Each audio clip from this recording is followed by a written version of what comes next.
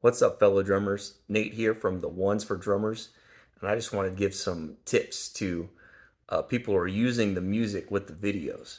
So the first thing you're going to want to do is make sure you have that music with you when you're watching the video so you can see what kind of things I'm referring to when I talk about them in the video.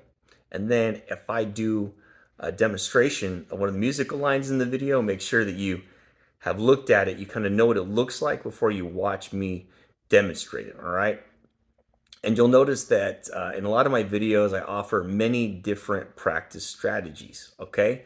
So just remember, find the strategy that works for you, okay? There are lots of them, and there's lots of ways to go with practice strategies, okay? Well, one of the strategies that is always needed is to make sure to practice as slowly as you need to play correctly.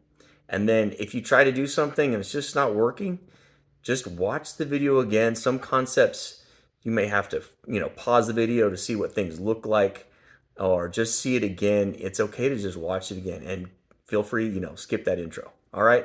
So hope this was helpful for you to succeed with the Ones for Drummers.